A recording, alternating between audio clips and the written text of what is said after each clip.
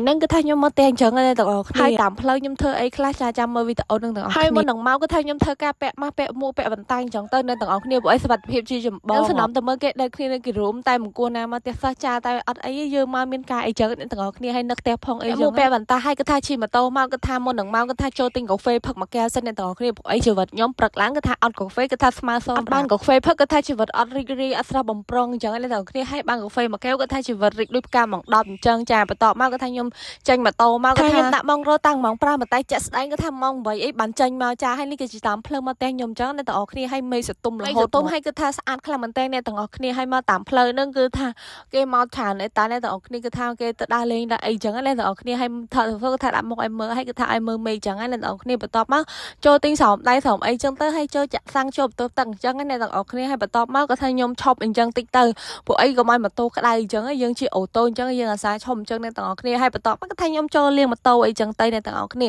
ហើយលាងហ្នឹងក៏ថានៅកំពង់លាងហ្នឹងក៏ថានៅរីករាយឡើយចាបន្ទាប់មកក៏ឆេះជួយបាន100ម៉ែត្រក៏ថាភ្លៀងយកមកហើយភ្លៀងក៏ថាគ្រាប់ធំខ្លាំងមែនទែនអ្នកទាំងអស់គ្នាវាយខ្ញុំឡើងឈឺហ្មងចាភ្លៀងអីភ្លៀងខ្ញុំមកខ្វល់សំខាន់ខ្ញុំញ៉ាំកាឡានមួយសិនអាកាឡានទិញទុកផ្ញើអ្នកទេហៅក៏ថាឃ្លានពេកថាពួយហ្មងអ្នកទាំងអស់គ្នាព្រោះអីគេអត់មានកន្លែងបើកលក់អីញ៉ាំផងអ្នកទាំងអស់គ្នាព្រោះអីជីហួររហូតហើយកន្លែងឆ្លុកភ្លៀងហ្នឹងគឺថាឡើងរករ៉ាបរោយចា